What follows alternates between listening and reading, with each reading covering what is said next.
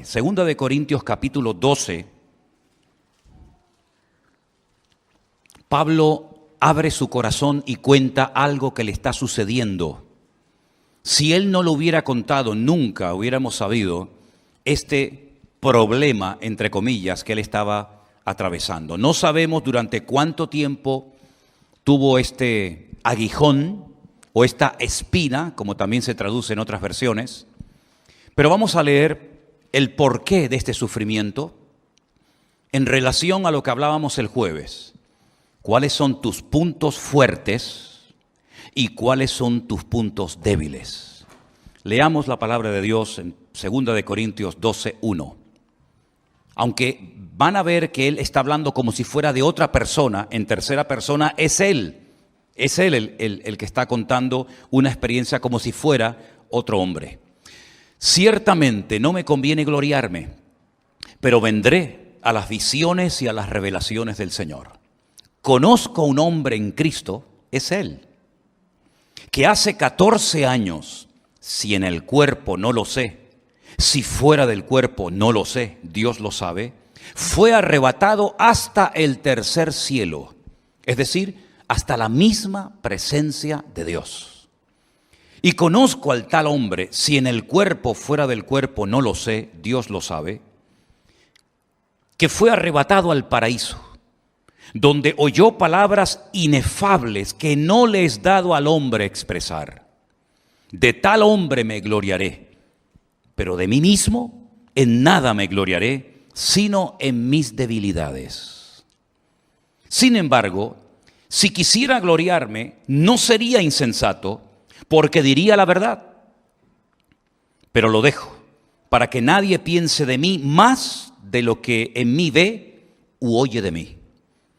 Y para que la grandeza de las revelaciones no me exaltase desmedidamente, me fue dado un aguijón en mi carne, un mensajero de Satanás que me abofetee, para que no me enaltezca sobremanera. Respecto a lo cual 3 veces he rogado al Señor que lo quite de mí. Y me ha dicho, bástate mi gracia, porque mi poder se perfecciona en la debilidad. Por tanto, de buena gana me gloriaré más bien en mis debilidades, para que repose sobre mí el poder de Cristo.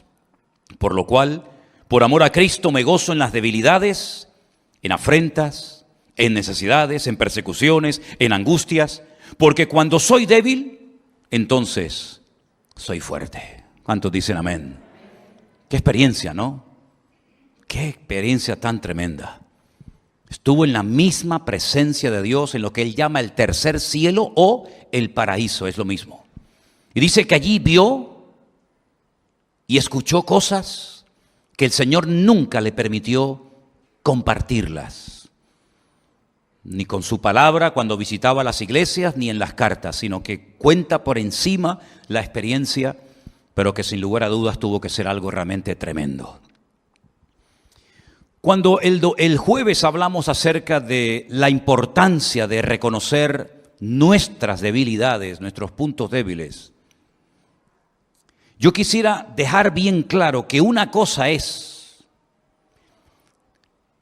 el sentirnos débil, incapaces, nerviosos, por una responsabilidad que tenemos por delante, como por ejemplo me está pasando a mí con esto de México, que se está creando una expectativa y se está haciendo toda una, como dice el pastor José Arena, una auténtica revolución que a mí como persona, como hombre, me tiene todo el día temblando. Porque estas cosas a mí sinceramente me ponen muy nervioso. Una cosa es sentirnos débiles, ya digo, incapaces de poder cumplir con esas responsabilidades tan enormes que Dios pone sobre nuestros hombros.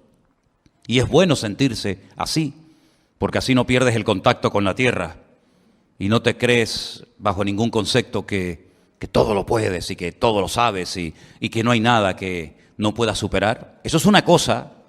Y otra cosa muy diferente es el tema de las debilidades, en las cuales tenemos que trabajar mucho para que se conviertan con el paso del tiempo, con la ayuda del Señor, en puntos fuertes. Amén, hermanos. Si no mezclemos una cosa con otra. porque no tienen nada que ver. Los puntos débiles de nuestra vida no debemos de ocultarlos. Primeramente porque el Señor los conoce. Y como dijimos el día jueves, si esos puntos débiles no los reconocemos y se los entregamos al Señor, son auténticas amenazas en nuestro camino. Es como entrar en un terreno lleno de minas, que en cualquier momento puede salir por los aires porque no sabes dónde está el explosivo. Y ocultar los puntos débiles de nuestra vida.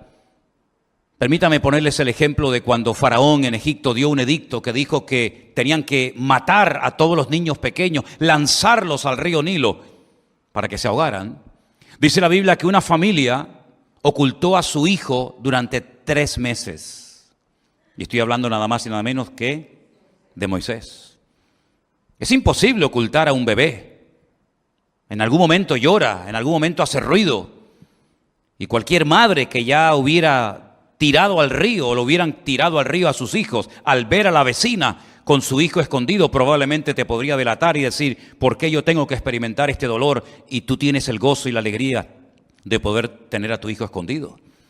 Pues en cierto sentido, tratar de ocultar los puntos débiles es como decía el salmista, ¿dónde huiré de tu presencia? ¿Dónde me esconderé de tu Santo Espíritu? Ya que todo Dios lo ve, lo conoce y lo sabe perfectamente.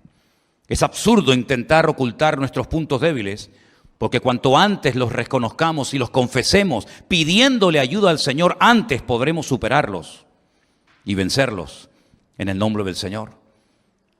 Tratar de ocultar un punto débil, una debilidad de nuestra carne, de nuestro carácter, de nuestra forma de ser, es como intentar ocultar un cadáver en casa. Tarde o temprano el olor va a salir por todas partes y es imposible ocultar la vida de un cadáver en casa. Los puntos débiles huelen a muerte, los puntos fuertes huelen a vida. Y la Biblia habla acerca de la carne, y cuando habla de la carne habla del ego, habla de lo que somos nosotros, de lo que éramos y practicábamos y creíamos y hablábamos y nos dominaba antes de conocer a Cristo. Gracias al Señor que ahora somos nuevas criaturas en Cristo Jesús, Señor nuestro. Las cosas viejas pasaron, he aquí todo es hecho nuevo. Pero el cristianismo no se vive con un cuerpo glorificado. El cristianismo, la vida cristiana no se vive sentado en el cielo, sino con los pies en la tierra y con el mismo cuerpo que teníamos antes de conocer al Señor. Y en ese cuerpo manchado por las cosas de este mundo, este cuerpo de barro, de polvo y ceniza, como decía el patriarca Abraham, es donde muchas veces todavía quedan reminiscencias de nuestra antigua vida. Y muchas veces pues salen a la luz. Y es lo que yo quiero en esta tarde hablar acerca de los puntos débiles. ¿Sabéis que hay más de 30 versículos en la Biblia que hablan acerca de las debilidades humanas? Y me llama muchísimo la atención que la Biblia no presenta a los hombres de Dios, a los hombres y a las mujeres, como personas que nunca fueron tentadas, que nunca tuvieron debilidades, que todo lo que hacían les salía bien, sino más bien todo lo contrario. El Señor no oculta el pecado de Adán y Eva. Podía haberlo pasado por alto, pero no lo hace. La Biblia dice que oyeron la voz de Satanás, le creyeron, le obedecieron y perdieron su comunión con Dios por desobediencia. Y la Biblia lo dice. La Biblia no oculta el asesinato de Caín. La Biblia no oculta la envidia y los celos de los hermanos de José cuando lo quieren matar, pero por la gracia de Dios se salvó y fue esclavo durante muchos años en Egipto. La Biblia no oculta las triquiñuelas de Jacob, tratando de obtener la bendición a toda costa, ¿verdad? Si hay que engañar al padre, se engaña, si hay que hacer lo que sea, se hace con tal de obtener la bendición.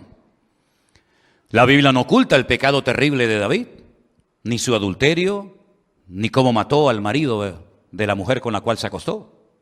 La Biblia no oculta las debilidades de Salomón, que por cierto todos sabemos cuáles eran, ¿verdad? La Biblia no oculta que Pedro negó al Señor, ni que Lot era un pelele y él estaba dominado por sus hijas, y aunque él lo pasaba mal en Sodoma y Gomorra con tal de tenerlas contentas, era capaz de renunciar a su comunión con Dios y separarse de su tío Abraham con tal de tenerlas a ellas contentas. La Biblia no oculta la debilidad de Judas, que dice que era una persona que robaba la bolsa, extraía el dinero y finalmente terminó traicionando al Señor por unas pocas piezas de plata.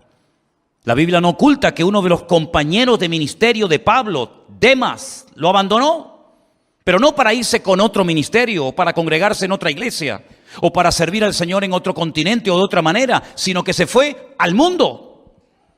La Biblia no oculta el pecado de Alejandro, el calderero, que dice que le causó muchos males al apóstol Pablo estando en la prisión.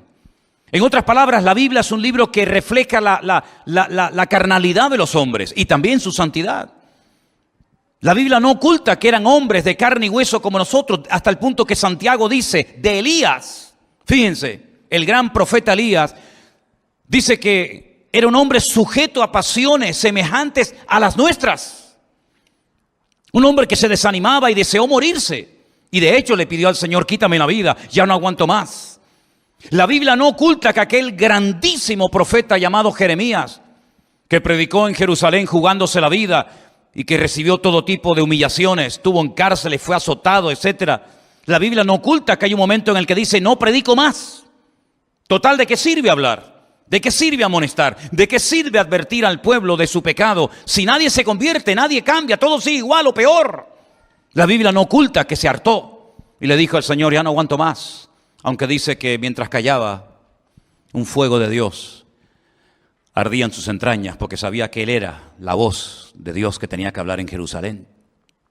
Es decir, todos y cada uno de los personajes de la Biblia tuvieron sus puntos débiles. Y tampoco la Biblia oculta que aquel grandísimo hombre de Dios que llegó a estar en el paraíso, que estuvo en la presencia de Dios viendo cosas que en la Biblia no se cuentan y oyendo cosas que no se le permitió contar, Dios permitió que llegara a su vida una espina, un aguijón, algo que le mantenía con los pies en la tierra, y dice que el propósito de ese aguijón era para que no me enalteciera sobremanera.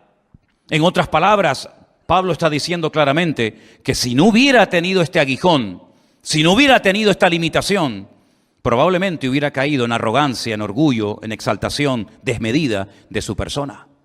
Y uno dice, ¿cómo es posible? Pablo, un hombre que habla del fruto del Espíritu, que habla del amor, de la paz, de la paciencia, de la benignidad, un hombre con tanta experiencia, un hombre tan usado, un hombre tan bendecido, con unas experiencias tremendas, un hombre que conoció al Señor de una forma espectacular, tuviera tendencia con estas experiencias sobrenaturales y genuinas de Dios al orgullo, al enaltecimiento. Pues ahí está, más claro agua.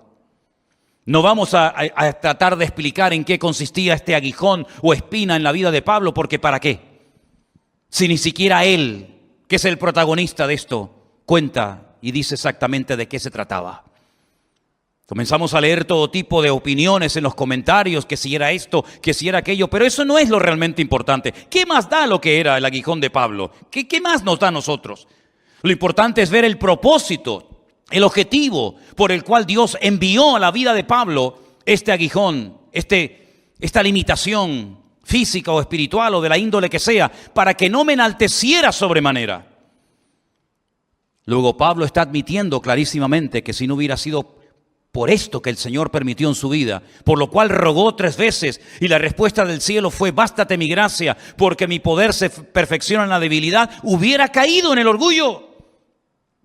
Hubiera perdido muchas bendiciones si el Señor no le hubiera mandado este aguijón a su vida. Es interesante ver cómo la Biblia habla acerca de cómo somos seres humanos débiles. Por mucho tiempo que llevemos en el ministerio, por muchos años que llevemos en los caminos del Señor, todos somos débiles. Y todos tenemos muchas áreas en las que todavía la santidad de Cristo tiene que manifestarse mucho más. Amén, hermanos. Vamos a hacer un pequeño recorrido, no por todos los versículos que hablan del tema, pero sí vamos a escuchar algunos versículos que nos van a dar luz acerca de este tema de los puntos débiles de nuestra vida. Romanos capítulo 8, versículo 26 dice así. Y de igual manera el Espíritu nos ayuda en nuestra debilidad, pues ¿qué hemos de pedir como conviene? No lo sabemos, pero el Espíritu mismo intercede por nosotros con gemidos indecibles. El Espíritu Santo tiene muchas funciones que llevar a cabo en la vida del creyente. Muchas. El Señor Jesucristo dijo en cierta ocasión, os veo tristes, porque ya sabéis que me voy. Pero os digo sinceramente que os conviene que yo me vaya. Porque si yo no me fuese, el Consolador, el Espíritu Santo, no vendría a vosotros. Pero cuando venga, Él os guiará a toda la verdad. Él tomará de lo mío y os lo hará saber. Y enumera una serie de misiones, de objetivos, de funciones del Espíritu Santo en la vida del creyente. Pero una de las cosas que dice Pablo en Romanos capítulo 8 es que ese Espíritu Santo que mora en nosotros, que está permanentemente en nosotros, nos ayuda en nuestras debilidades. ¿Cuántos dicen amén? ¿Cómo sabe el Señor, verdad? Que necesitamos una ayuda adicional. No solamente tener las ganas, no solamente reconocer, no solamente admitir y pedir ayuda, sino que el Espíritu Santo viene para ayudarnos en nuestras debilidades, para que sepamos cómo orar y no estar toda la vida luchando con lo mismo y no estar toda la vida siendo esclavos de algo o de alguien que nos roba la paz y la bendición que recibimos tal vez en un culto como este. Es una lástima ver a muchos creyentes que no son capaces de mantener 24 horas la bendición que han recibido. Siempre viene algo, siempre ocurre algo. Si no es con el vecino, es con el amigo, o con el padre, con la madre o con quien sea. Y la voluntad de Dios es que tú sepas mantener tu victoria, tu firmeza en el Señor y que nada ni nadie, escúchalo bien, nada ni nadie te arrebate la bendición de Dios. Que no dependas de nada ni de nadie, sino solamente del Señor. Y para poder llegar a ese nivel de madurez, para poder mantenernos firmes 24 horas al día, 365 días al año seguido, uno detrás de otro, el Espíritu Santo que mora en nosotros viene a ayudarnos en nuestras debilidades. Y eso debería darnos un gozo y una tranquilidad tremenda. Amén, hermanos. Romanos 14:1 nos habla de un tipo de creyentes que existen, como por ejemplo este. Recibid al débil en la fe, pero no para contender sobre opiniones. Débil en la fe. Qué triste, ¿no? Ver personas débiles en la fe. Cuando la fe es algo tan importante que dice que sin ella es imposible agradar a Dios. Pues hay personas sí que tienen fe, pero es muy débil. No es una fe madura, no es una fe robusta. Es una fe que depende a veces de emociones, de sentimientos, de circunstancias. Y la Biblia dice, bueno, hay débiles en la fe. No entren a pelear, no entren a discutir sobre opiniones. Pues recíbanlo y traten de ayudarlos lo mejor posible. Espero que no haya ningún débil en la fe en esta tarde entre nosotros, ni en sus casas, sino que todos tengamos, como dijo el Señor de aquel hombre, grande es tu fe. En todo Israel no he encontrado un hombre con tanta fe como este hombre, ¿se acuerdan? También en Romanos capítulo 15, versículo 1, nos dice la palabra así. Así que los que somos fuertes debemos soportar las flaquezas de los débiles y no agradarnos a nosotros mismos. Ahí hay dos tipos de creyentes, los fuertes y los débiles. ¿A qué grupo perteneces? ¿Con quién te identificas? ¿Con los fuertes o con los débiles? Si dices con los fuertes, pues dice aquí que los fuertes deben de soportar las flaquezas de los débiles y no agradarnos a nosotros mismos. Y si eres del grupo de los débiles, pídele al Señor que salgas de ese grupo lo antes posible y que formes parte de los fuertes y maduros en el nombre del Señor. Tenemos por otra parte un versículo precioso que es un consejo a las personas que son débiles, a las personas que han caído y tropezado, a las personas que han perdido su estabilidad y firmeza en el Señor. Hebreos 11:34. Apagaron fuegos impetuosos, evitaron filo de espada, sacaron fuerza de debilidad, se hicieron fuertes en batalla, pusieron en fuga ejércitos extranjeros. No era ese el que yo decía, pero está bien, sí. El capítulo 11 del libro de Hebreos es extraordinario porque habla de cosas que se lograron hacer en la historia gracias a la fe. No todos hicieron lo mismo. Hay gente que tiene fe o tuvo fe para ir a la guerra y vencer a los enemigos del pueblo de Dios. Pero hay gente que tuvo fe para aguantar sufrimiento y torturas y adversidades. La fe nos ayuda para tantos y tantos aspectos de la vida. Y dice que hubieron personas que sacaron fuerza de la debilidad porque clamaron y se refugiaron en el Señor. Pero en la carta a los Hebreos, en el capítulo 12, verso 12, que es el versículo que es un consejo, dice: por lo cual, Ese es. Levantar las manos caídas y las rodillas paralizadas. Las manos caídas, los que dicen, he tirado la toalla, pastor. Ya no puedo más con esto. He bajado las manos, me rindo, ya no puedo más. Las rodillas paralizadas, las que ya no quieren avanzar, los que ya no quieren caminar. Han tropezado tantas veces, han hecho tanto tipo de promesas, han decidido, después de un mensaje, tomar una decisión por el Señor y luego no la han cumplido, no han permanecido en el Señor, que dice que a esta gente que ya ha bajado las manos y que tienen ya las rodillas paralizadas, hay que levantarlos y decirles adelante, todavía queda mucho camino por recorrer. Le pasó a Elías, le pasó a Pedro, le pasó a tantas personas de la historia bíblica que por lo que hicieron o no hicieron, por lo que dijeron o dejaron de decir, se sintieron fracasados, inútiles. ¿Cómo se va a sentir Pedro después de haber negado al Señor 3 veces? No era la mejor noche, no era el mejor día de su vida. Fue el día malo para Pedro. Fue el día en el que no fue capaz de decir, sí, yo soy un discípulo de Cristo. Yo he visto al Señor glorificado en el monte y he visto cómo se le presentó un día a Moisés y Elías. Sí, yo lo he visto. ¿Cómo voy a negar eso? ¿Y cómo voy a negar que yo fui uno de los que repartían panes y peces a enormes multitudes cuando yo sabía que no teníamos recursos para que las multitudes se saciaran? ¿Cómo voy a negar eso? ¿Cómo voy a negar que un día entró a mi casa y oró por mi suegra y la fiebre desapareció al instante? ¿Cómo voy a negar yo que caminé con mi Señor por encima de las aguas? Pues lo negó, no sé quién es ese hombre.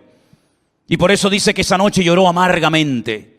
Y por eso el Señor, cuando resucita 3 días más tarde, le dice a una de las mujeres, dile a mis discípulos y a Pedro, porque él dice que no quiere ser más de mi grupo, a mis discípulos y a Pedro, dile que vayan a Galilea, que allí yo me voy a encontrar con ellos.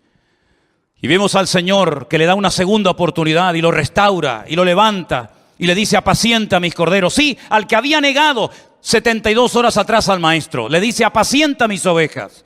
Es decir, no sigas en ese estado de frustración y de amargura y de tristeza, porque yo todavía puedo usar tu vida poderosamente. Y aquel que le dijo, si no veo las llagas, si meto mi dedo en sus llagas y en su costado no creo, a ese también el Señor se le apareció. Y tantas personas de la Biblia que fracasaron y cayeron en su debilidad, pero que el Señor los restauró. Porque nuestro Dios no solamente es un Dios que salva, sino un Dios que restaura a los que han caído y han bajado las manos y tienen sus rodillas paralizadas.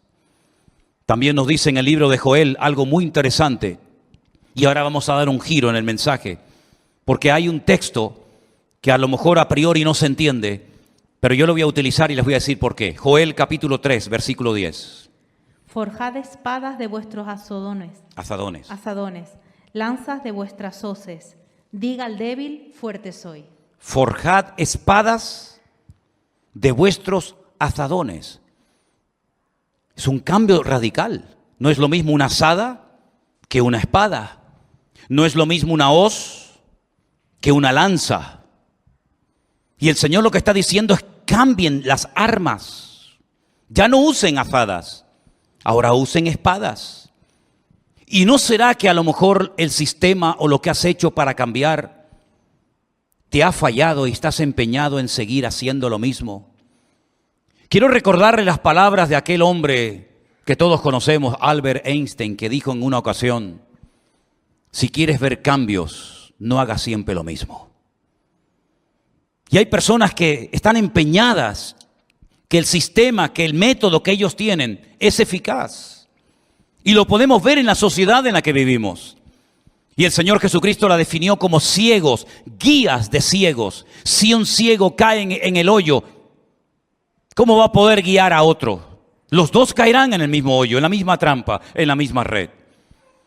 Nosotros tenemos armas espiritualmente hablando para poder vivir vidas cristianas victoriosas.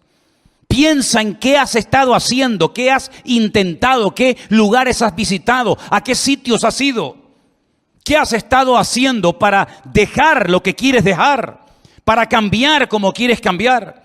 Porque si no lo has logrado, si no has obtenido éxito en esa empresa, en ese ejercicio, quiere decir que ha llegado el tiempo de cambiar tus armas. Le decía el Señor a los agricultores: dejen de trabajar en el campo y hagan espadas de vuestras azadas.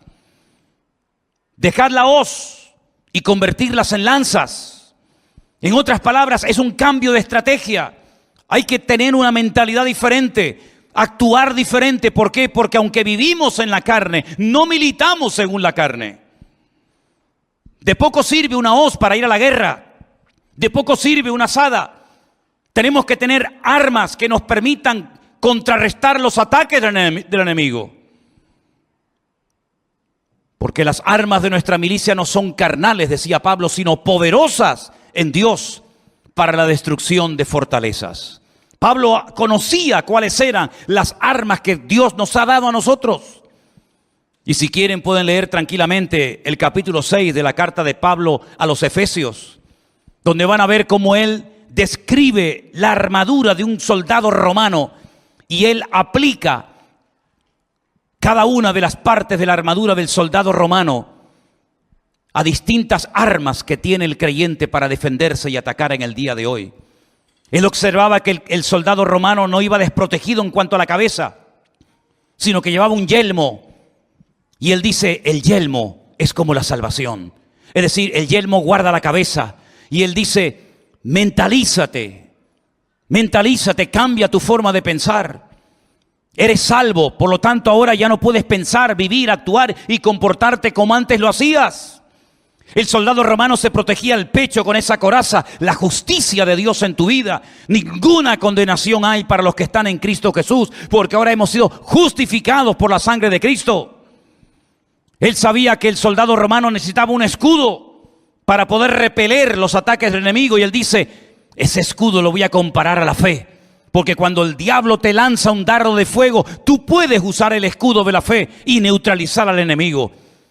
Pero hace falta una espada, hace falta un arma que te permita atacar y neutralizar al enemigo. La espada es la espada del Espíritu, que es la palabra de Dios.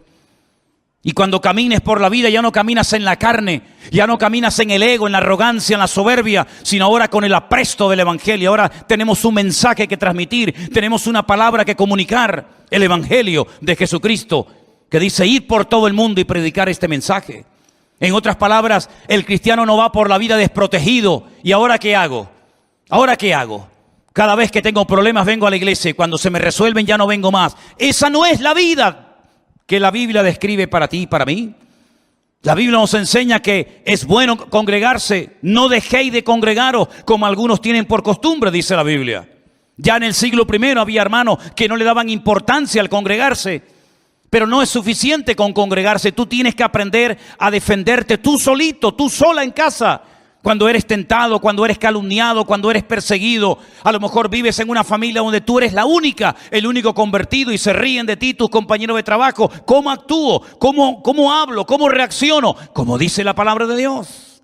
Con esas armas, el nombre de Cristo es una de ellas, la oración es otra, la palabra de Dios es otra, y así cada una de esas armas me ayudan a vivir en victoria.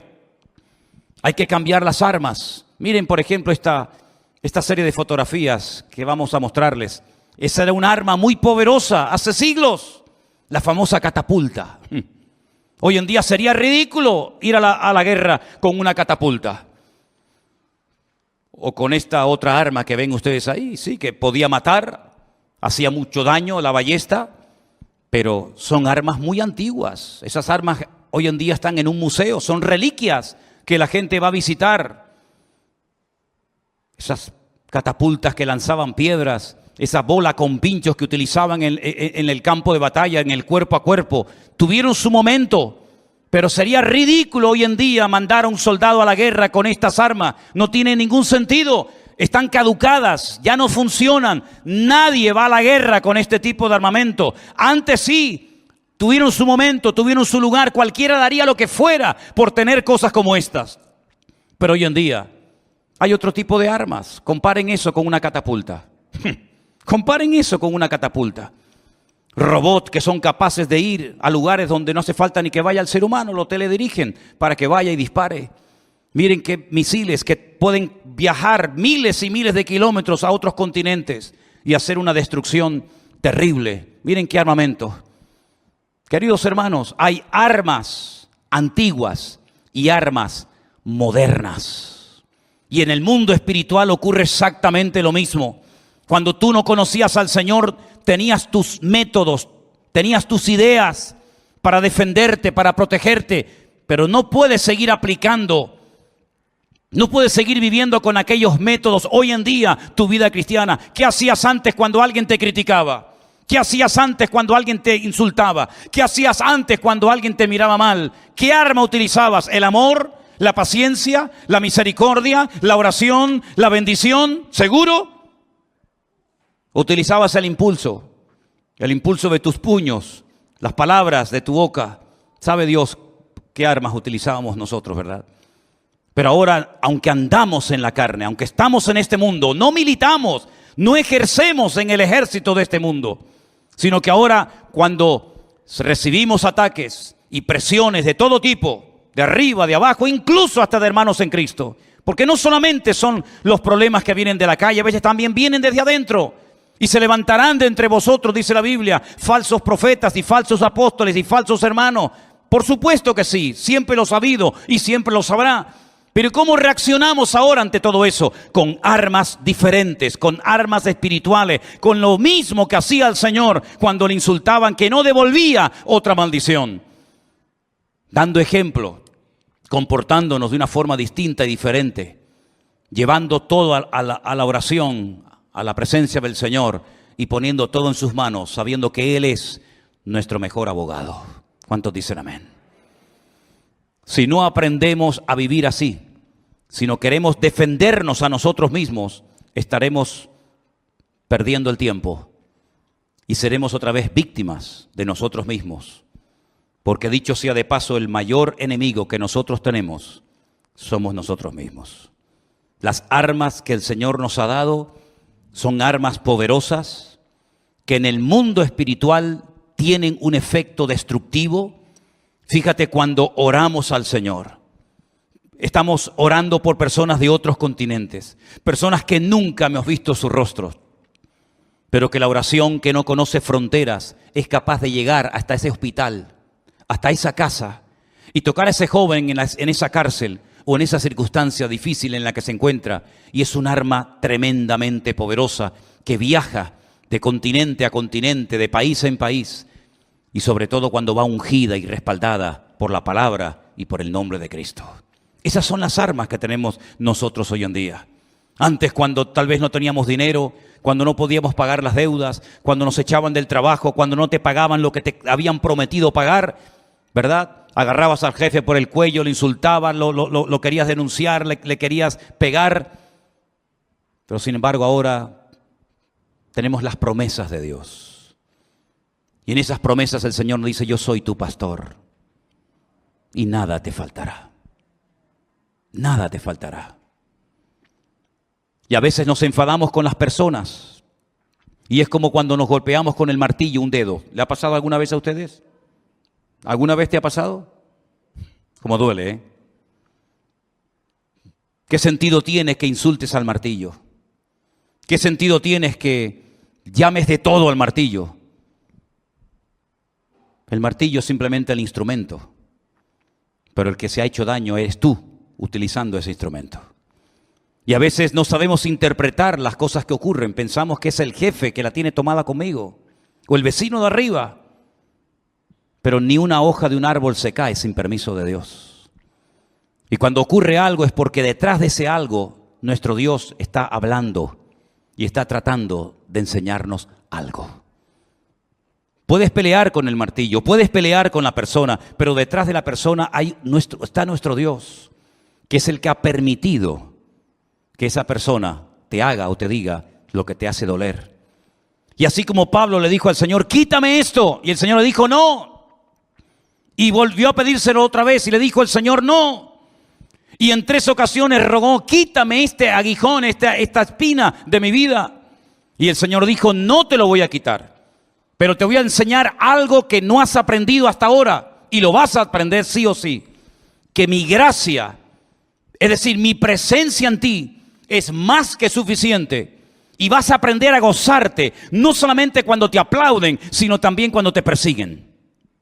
Y vas a aprender a gozarte, no solamente cuando hay una multitud de gente que te escucha, sino cuando estás solo en una mazmorra que nadie viene a visitarte. Allí vas a escribir una de las mejores cartas que jamás en tu vida habías pensado escribir, cuya palabra principal y más repetida será: gozaos en el Señor, regocijaos en el Señor. Otra vez os digo, regocijaos en el Señor.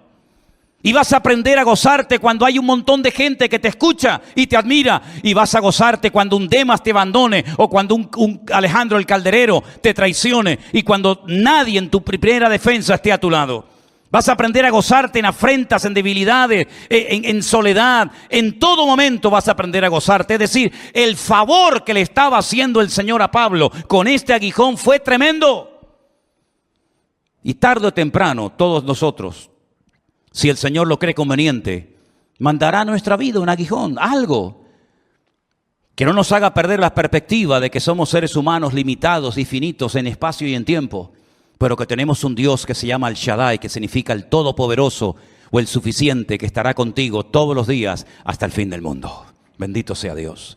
Hay lecciones que se aprenden leyendo la Biblia. Las captas, las aprendes, las memorizas, las interiorizas, las pones en práctica. Amén.